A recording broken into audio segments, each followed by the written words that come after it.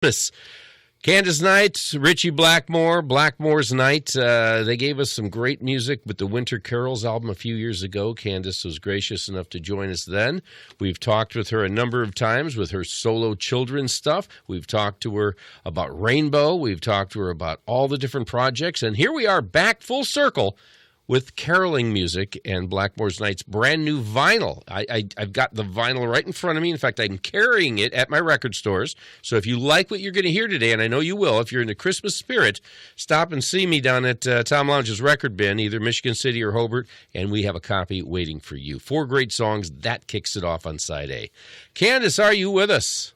I'm right here, Tom. How are you? Oh, I'm lovely now that I'm hearing your voice again. It's been a while. Thank you. Yes, it's so good to talk to you again. It's not Christmas unless we play some Blackmore's Night. It's become the new tradition, both in my house and on my radio shows and in my store. It's like you've replaced Der Bingle. Well, I love that. I love that we're able to bring you these amazing 4 new songs. Of course, our rediscovery of some of these old songs and putting them through that Blackmoreizing machine again and rediscovering them and bringing new instrumentation to them and adding them with our arsenal of other Christmas songs and holiday songs. So at this point, I feel like we've got enough to last for a good amount of the season, at least. You just put the CDs in, and you can put them on repeat or on shuffle, and they can get you through a good couple of hours worth of decorating your Christmas tree. Absolutely. And I like the fact you've kind of modernized it just a bit, because I never understood what wassailing was. Here we come a wassailing. What is wassailing? I don't even know what that means. But caroling, I know. I know that the wassail is a very popular Christmas drink back in medieval times. So, but I guess they're going around the town and drinking. So, can't be a bad thing. Yeah, I was going to say, well, maybe now that I understand that, maybe we should go back to that. I don't know. As long as they're not driving. Back in those days, we didn't have the cars to worry about. So if you're going to drink and kind of walk around and carol, makes it all the more fun, right? Keeps you warm, That's right. A lot of people know Richie, of course, from Rainbow and Deep Purple, but you guys have been doing this now for a number of years. I want to say you started in 96, 97, something like that with Blackmore's Night? That's right. It's definitely over 2 decades at this point, about 23 years, I think. A lot of people didn't understand when he said, I'm going to put away the electric and pick up mandolins and acoustics and all the different instruments of the olden days, the hurdy-gurdy. And here you are still all these years later doing it. Now, of course, we did touch last time that he got Rainbow going again. But what is it about the Renaissance sound, the folk sound of Europe, if you will, that really flipped his switch? How did you two decide this is what we're going to do at a time when nobody was doing anything like this? Well, it's a funny thing because I always feel like going way back into Richie's career, I feel like the people who have followed Richie back from like 1968 or the early 70s, they would have heard definitely a medieval or Renaissance flavor in Richie's songs or his solos, even going way back then when he was staunch rock and roll. He would still get on stage and he would still jam on Greensleeves, or he would be playing, even with Ronnie Dio, he was playing 16th century Greensleeves or Temple of the King. So there was always these little flavors of medieval and Renaissance times. So, and that's way before that's why I say it's BC. That was before Candice. So that's like way before, my time. So he was definitely interested in into this style of music and this genre of music way before he even met me. He's the one who introduced me to Renaissance and medieval music in the first place. So, which I think a lot of people, I don't know if I hope a lot of people know that at this point, but I guess the people just discovering us now probably might be a little shocked to know that Richie introduced me to it instead of the other way around. But I was a Purple and a Rainbow fan before I got into the Renaissance stuff with Richie. And when I met him back in 1989, that's all he listened to around the house. So he would have these before his CD time, when he had his tapes, he'd be listening to Renaissance melodies from the Teutonic area or minstrel friends of his from Germany, and that's all he listened to. So that's how I originally got to know this music, is the beginning of our relationship. He was living in Connecticut. I would go up there to his English Tudor house in the woods of Connecticut with a minstrel's gallery and very dark wood, and it was a brand new, phase of our relationship. We just really kind of met, and looking out the window, this was this amazing area in Connecticut where there was nothing around but woods for miles and miles. So seeing the seasons up there and just watching the snowfall from the window in this English Tudor house and listening to the Renaissance music, for me it all sounded like it was kind of the marriage of the audio and the visual of nature. It just all met perfectly. It resonated so well. It was the perfect marriage of sound and visual. So it just felt instantly at home, but almost like I've kind of walked through the veil of another time, and it felt so natural. It's hard to explain the magic that you kind of you feel when you finally hear the soundtrack to nature.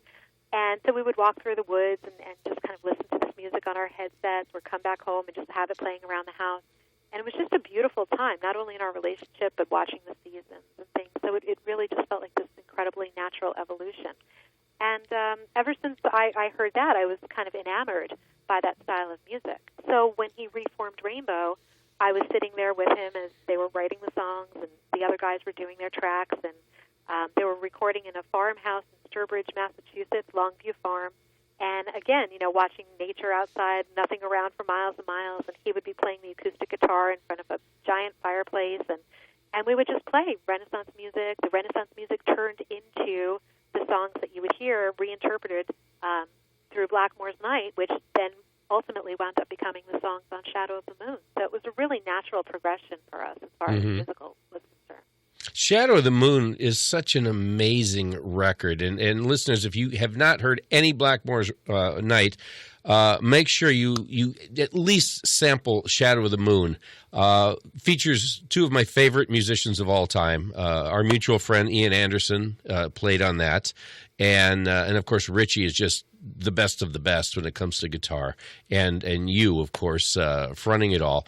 That is my favorite Blackmore's Night record of all time.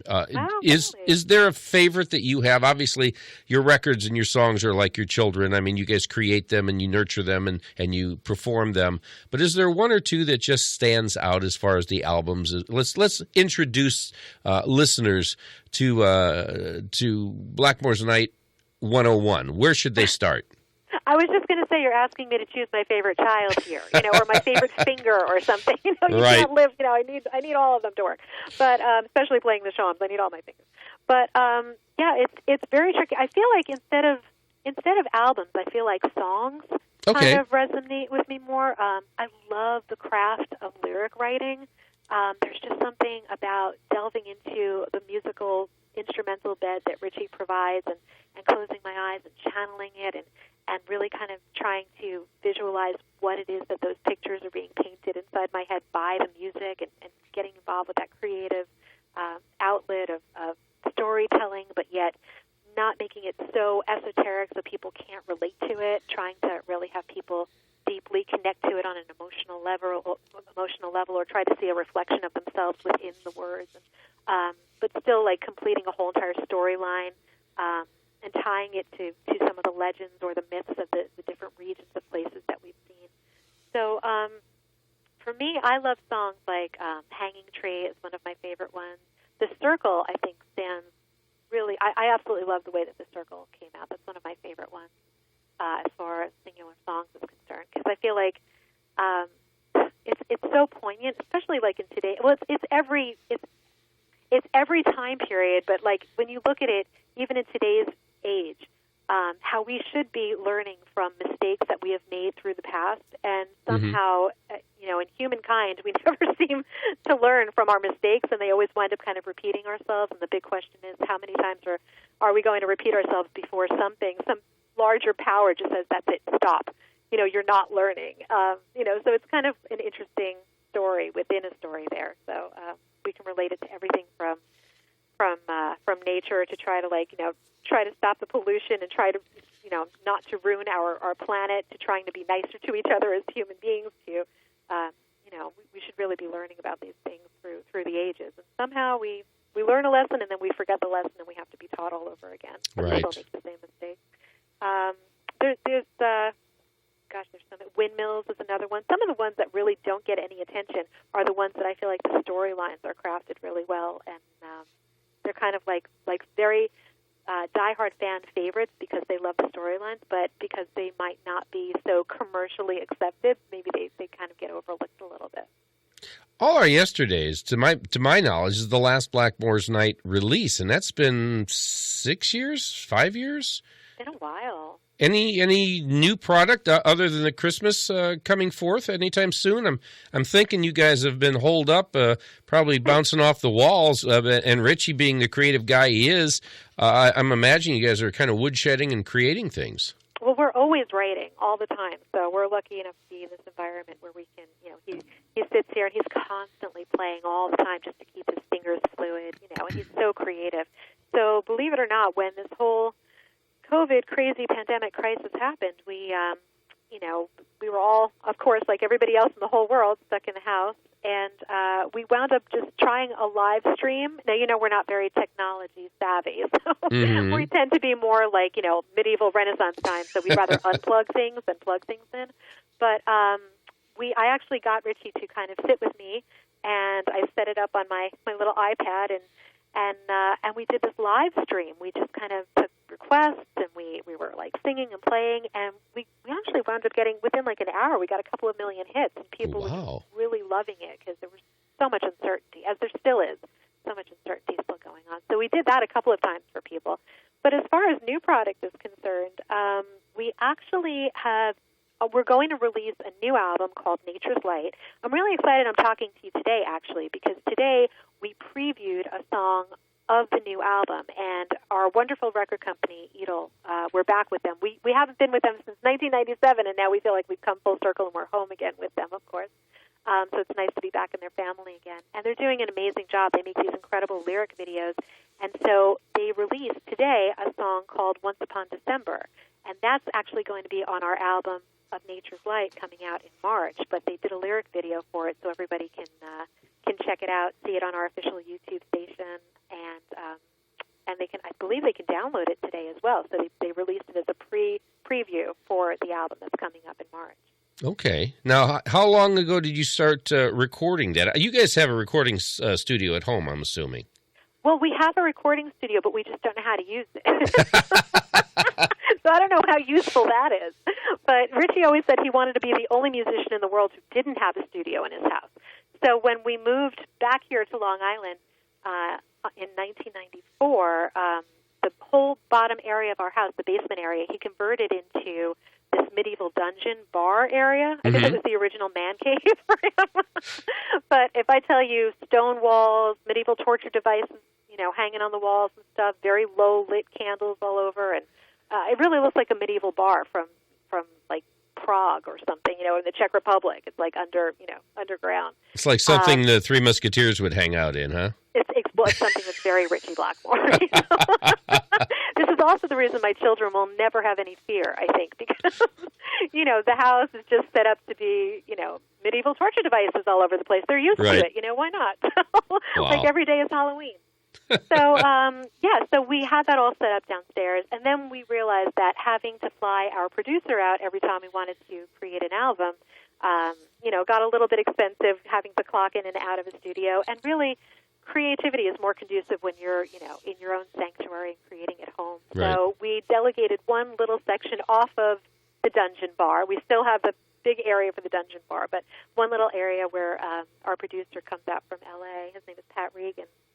And he took all of his equipment and he kind of set it up in that area.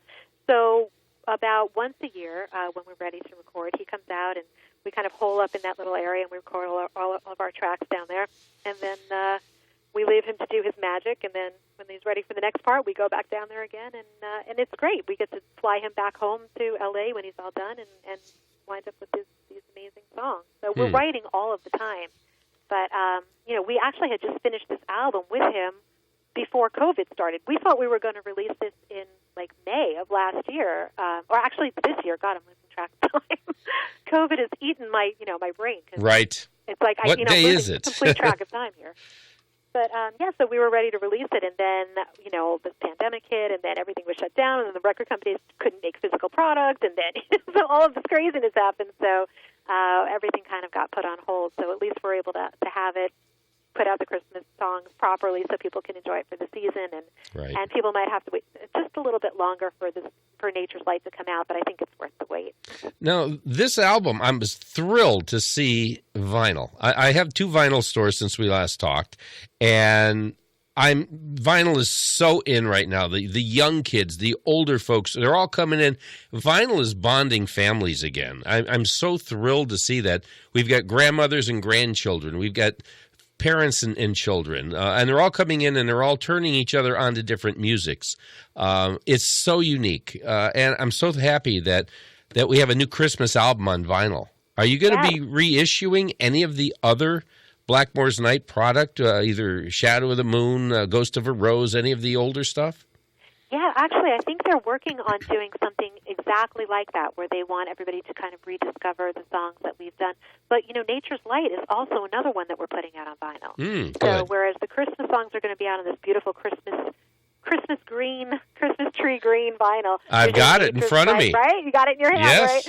Right? Too bad this isn't a visual, like a video, like some sort of Zoom interview. We can hold it up and show everyone. It's really pretty. Pretty red label and green vinyl. I love it. There you go. Exactly. Very Christmassy. But now Nature's Light's going to be on a brilliant sun yellow, like a golden yellow vinyl. So that'll be out there too. And we're definitely planning on rediscovering and reissuing a lot of the older albums so people can rediscover them on vinyl. And I still believe that vinyl has that warmth to it, that sound. I know everybody at a point was, so gung-ho on digital, but for me, there's something about just feeling the vinyl in your hand, being able to hold that record and just place it on and put that needle on. And as a DJ, do you still feel that? Like, you've been a DJ for a while. Yeah. I just love that feeling. Right? I love it. I do Very a show. satisfying. I do a show that's all vinyl elsewhere, and it's because I have a passion for it, and it's like just to play everything. It's dropping the needle into the groove. There's something special about that. Even the little pops or clicks that you get, it's that natural warmth that's organic, and especially with this kind of music. You need to have that warmth. If it's an electronica band, well, maybe digital's the best way. But for what Blackmore's Night does, to actually hear the nuances of all these amazing instruments working together and layering together, is just something that doesn't come through on CD.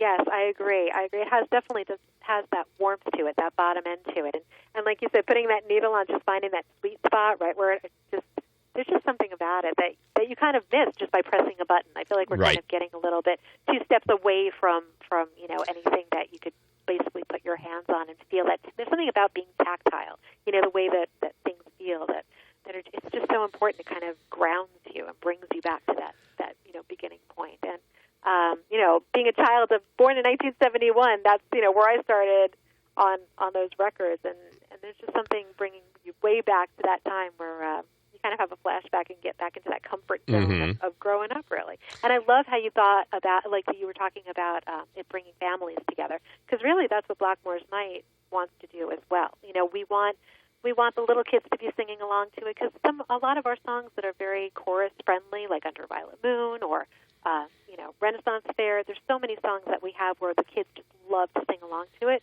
But like we always say, the dads usually love listening to Richie and his incredible wizardry, whether it's on acoustic guitar or mandola, mandolin, hurdy-gurdy, electric guitar. It just goes on and on with him. And the women love the tone of the female voice. And then the grandparents just love, simple melody. The fact that, that they can kind of really sit down and hum along with it, and simple things to just remember. And so for us, it's always been family-based, family-oriented shows where we look out to the audience and we see all different age groups, all age ranges, and people from all different walks of life. And it's so nice not having one specific demographic, just looking out and seeing all these different kind of people. And the only thing that they probably have in common is, that they're independent thinkers, they're loving the music, that they're enjoying the musicality and the energy from it, and just watching them walk out with a big smile on their face and the positivity from the energy of the music, it's just a gift into itself. So, and the music notwithstanding, the show is almost theater. You have the realistic costumes and the approach and the style. I mean, you feel like you're back in a time warp. perhaps. You guys do it so well. The presentation of the stage. I mean, you've got Holly and you've got all the different instrumentations that are authentic, and you've got the costuming. You take us back, and especially for kids that have grown up in the Disney princess world, to see you up there performing is pretty mind-blowing. It really is. We love it. Yeah, well, there's something about, I mean, I can't imagine just, putting on jeans and going on stage, or like a baseball hat and going on stage. Like for us, half of the idea of the show and getting ready and preparing for the show is putting on your bell sleeves and your corset, or, maybe for the guys, the leggings, and lacing up those boots and really kind of becoming the part. And it's not, it's not that you're faking it. It's just a different part of you. It's that fantasy of you that you want to become. What do you want to present to the world if you could choose any sort of, fantasy? Right. And also looking out to the audience and seeing, it's almost like a costume party when we come to town. So right. Looking out and seeing kings and queens and princesses and fairies and warriors and monks, jesters. We've seen it all at this point. And just being able to look out and see people dress up and be part. I guess when it used to be, when people used to go to Broadway and they'd really dress up to the nines because they knew that they were going to an event, and it was amazing. And now you look at it, and it kind of brings you back to that, where you feel like you're going someplace special. So you dress up and you come and you become part of this whole entire show. Right. And for us, being up there singing and playing to people, it doesn't ever feel like there's a barrier. When we look out and see everybody dressed up, we feel like we're all of the same mindset. So we always say it's not like there's a separation. It's not like they're fans. It's like we know that they get us to the point where they're just like friends that we haven't really met yet, because we're all so connected. And it's just like this incredible connection. And it's all done through the music. We put it out there. They absorb it, enjoy it, bring it back, the energy to us, and we absorb that energy. And it's this, again, going back to that circle. So it's just an amazing gift. It's like an Eastern European village gathering. Yeah. When you look at the audience. I saw you guys at House of Blues many years back, because you just don't tour here enough, even in non-COVID times. You just don't come here enough, and we have to do something about that. But when I did see you, it was I didn't dress up because I didn't know that was expected.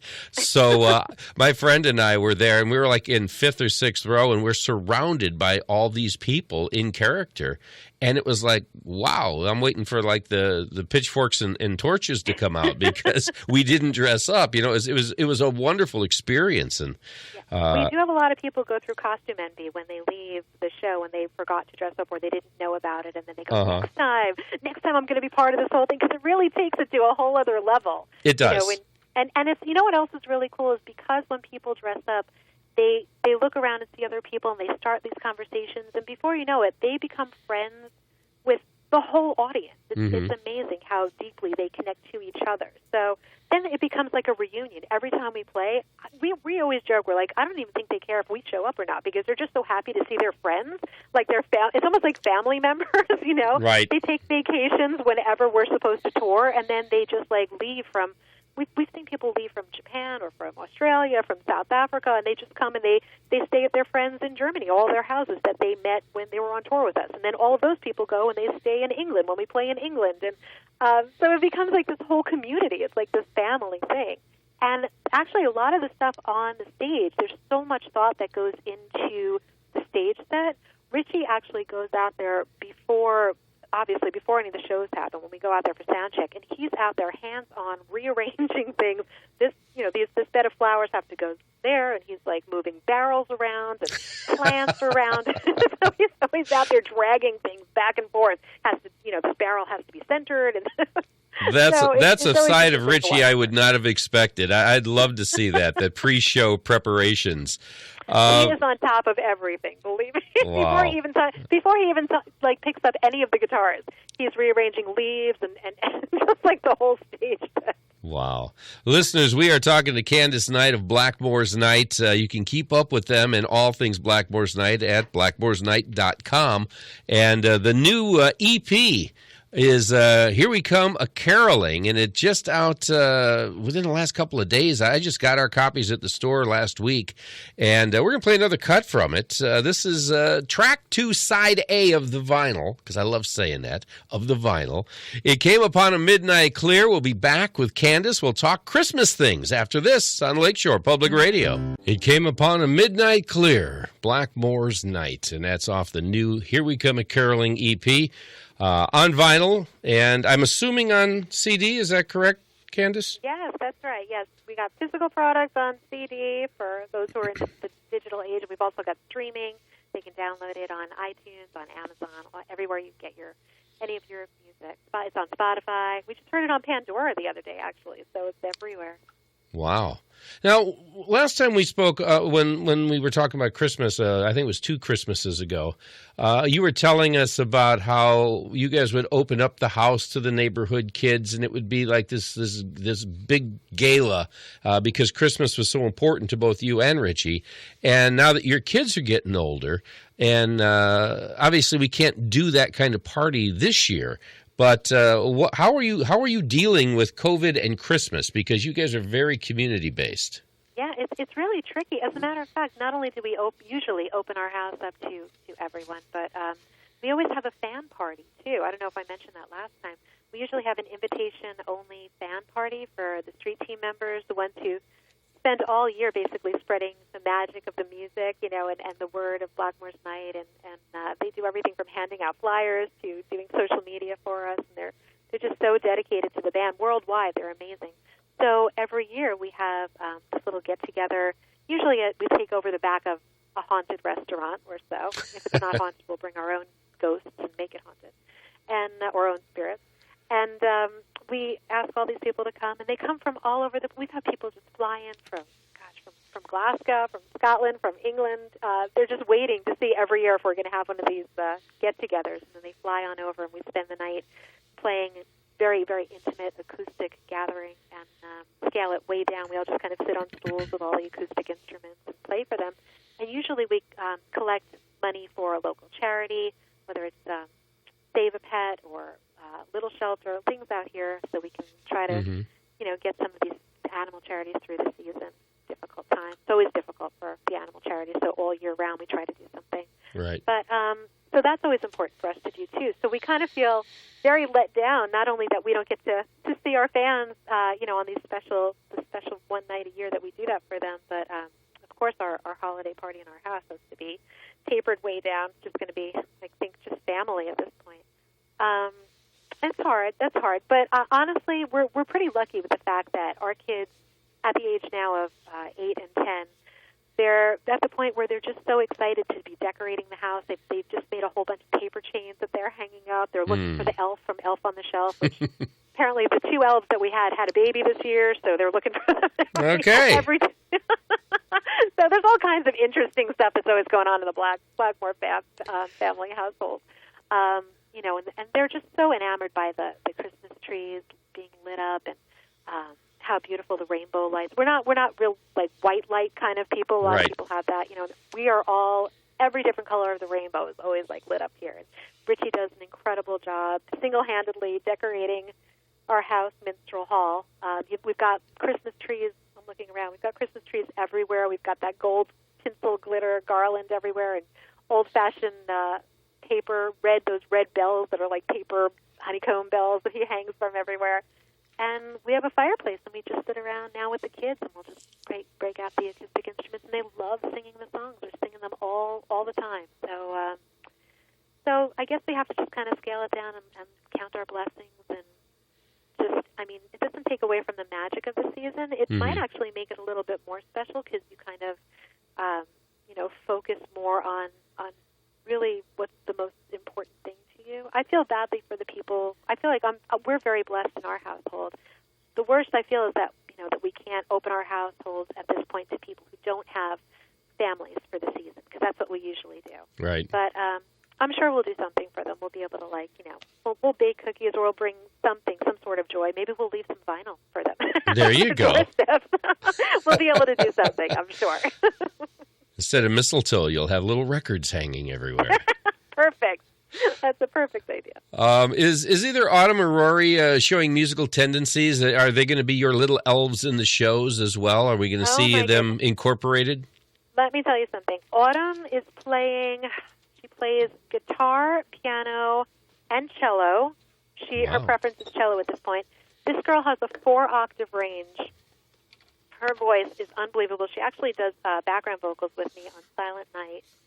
And she's doing like the really, really high. She's hitting the notes I can't hit, like those really, really high notes. She's amazing.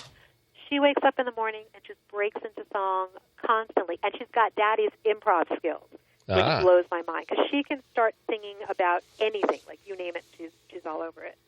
And beautiful, beautiful tone. So I asked her if there's any way I can open for her one day. That would be really nice. If she'd just keep me in mind, put me on the list. She actually just tried out in her chorus to do the solo for "Where Are You Christmas." So I think she's heading in that direction. It looks pretty good for her to get that part. And "A Million Dreams." She tried out for both of those songs.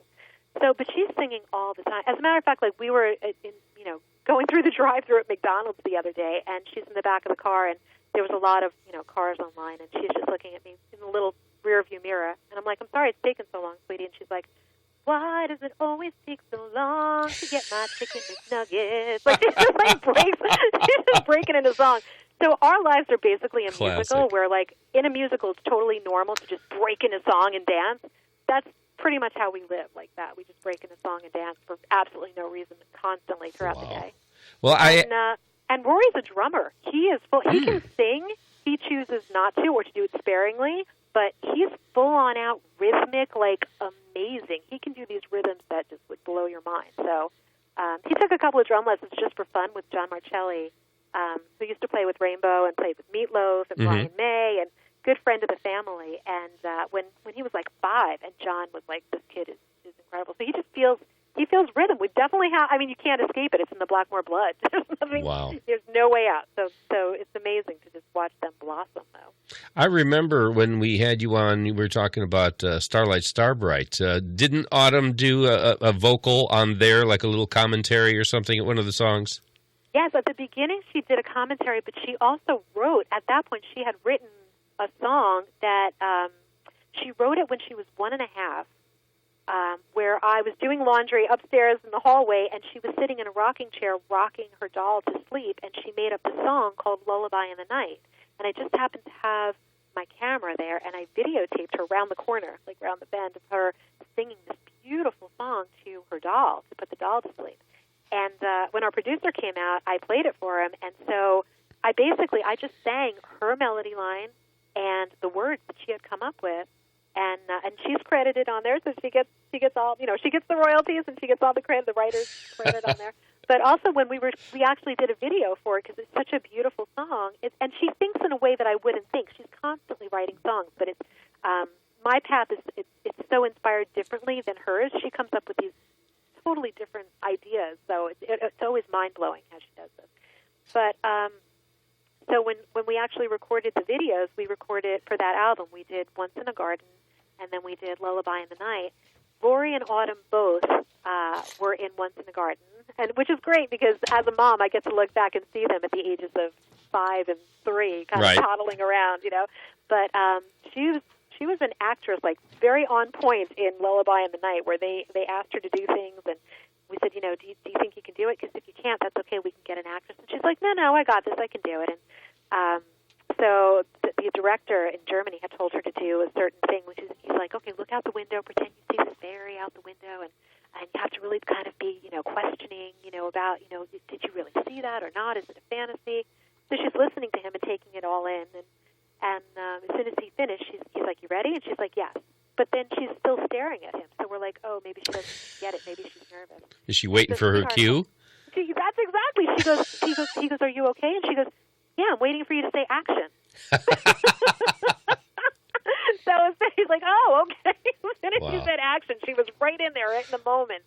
That's funny. She killed it. It was great. So those 2 videos are always fun to watch. Well, let's go back to the new EP and play Silent Night, which features Autumn on this. And you said she's doing all the high vocal parts? Oh, she's way up there. Yes, absolutely. All right, this is it. This is on the new album. You can pick it up anywhere and everywhere, CD, vinyl, and digital. We'll be back with Candice Night on the other side. Moore's Night, Silent Night, off the new album, new EP, Here We Come A-Caroling. And what a pretty song. What pretty voices there. Mom and daughter teaming up and Dad playing the strings there. It's a family affair, as Sly Stone might say. Good stuff. And don't forget, Winter Carols is also out there. If you check out blackmoorsnight.com, you'll be able to find that as well. It came out a few years back, 12 songs, more Christmas carols of this tradition. But this is the new one, and this is the one we want to make sure you know about. Winter Carols is great, and this is the companion piece, I guess you'll say. Candice Night is my guest, and we know that there's a new Blackmore's Night album, Nature's Light, coming forth in 2021, I'm assuming. Candice, what about yourself? Your last album was the children's album, Starlight Starbright 15, and then you had a solo album prior to that about 5 years earlier. Are you doing any kind of solo projects at all, apart from Richie? I am. Actually, I'm about 5 songs into another solo album. So okay. I've got a bunch of them written. Just waiting. It's kind of just hard to get into that studio at this point with the studio time with all this craziness going on. But there's a lot of tracks that I've written. I've recorded 5 of them already. So I'm probably halfway through, I would say, a brand new album. So, and yeah, I'm contracted with Edel to do it. So as soon as it comes out, I'll be able to get that out for you guys. So hopefully later on this year. I don't want to conflict, anything that's going on with Nature's Light. So I would say it would probably be more at the end of the 2021 as opposed to the beginning. And if the numbers come down, are you guys ready to get out on the road and tour again? Yeah, we were actually ready. We were ready to go out this last time. We had a whole like Northeast tour of America. I know you were saying you wanted us to play more here, and we had that all ready to go. And of course, everything's been put on hold. But well, put us back on the track on the schedule, okay? Start here. Yeah, we actually have. We're hoping they're scheduling us, and because now everybody's kind of doing this mad dash because everybody's so backlogged. Everything's been canceled, so now everybody wants to get into these venues at the same exact time and get their stuff in, and perform for everyone, of course. But I think right now they have a schedule for spring 2021. So I'm just waiting. Everybody's like on hold. It's crazy. I feel like we're living in some kind of bad sci-fi movie. Exactly. I feel the same. My wife and I were just talking about that. We went out yesterday, and I said, I can't handle this facelessness. Everybody's got masks. You just see eyes. It's like, It's surreal. You can't tell who anyone is. Like a Twilight Zone episode or something. Yeah, that's exactly what it feels like. All you're missing is Rod Serling. Yes, exactly. I wanted to hear like his voiceover as we're walking down the street or something. And how many times do you just go to jump out and go in a store and you forget your mask and you have to walk all the way back to the car? And meanwhile, my children are in school. They're going 5 days a week in school, but they're wearing the masks the whole entire time. Wow. Imagine having to do that all day in school. I don't know. I know kids are resilient, but as soon as they, I pick them up from school and I'm just like, take that mask off so you can breathe some fresh air again. Right, right.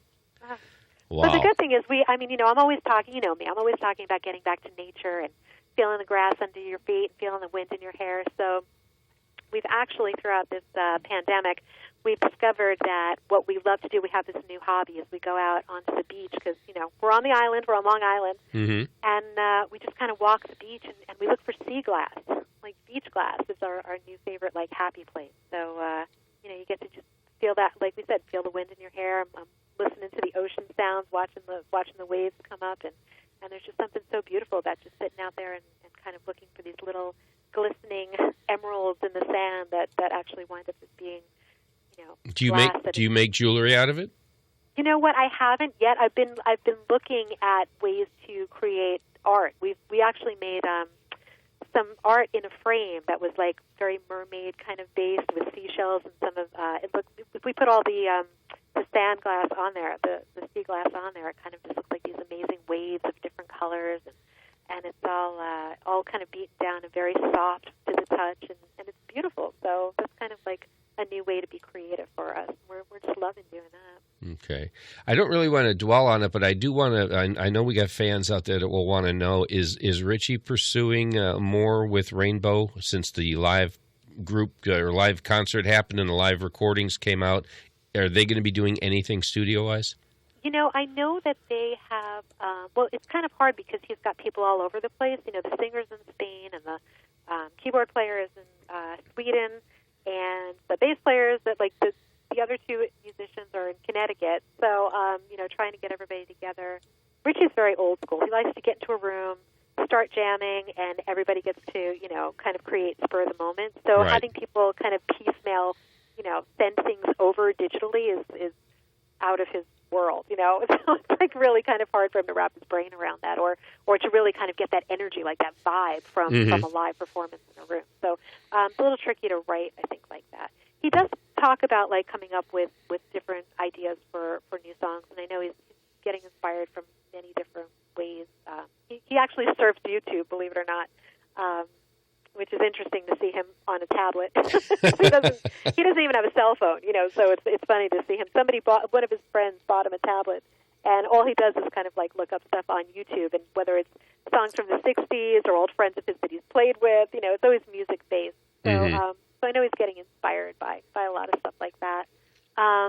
And I know that he was still interested in going out and performing again with the guys from Rainbow. So again, it's all kind of put on hold. I do know that they actually recorded one of the. He had performed at this amazing festival in Spain last year. Was it last year? The last time he played with Rainbow out there, and we did this incredible festival. I feel like there was 50,000 people. That was huge. It was Rock the Coast. Okay. And so I know that they taped that, and he has that video recorded. So I'd imagine that would probably be. So there's hope. There's hope, is what you're saying. I'm saying there's always hope. Right. I'm a very optimistic person, so somebody's right. got to balance out that Richie's pessimism, which he says is realism. So we get into that argument a lot, but so we kind of balance each other out. But I'm always seeing lots of musical opportunities for him out there. I'm trying to get him to write a book, actually. That would be amazing. Wouldn't that be great? Yeah, the stories he could tell. Oh my gosh, he tells me stories about.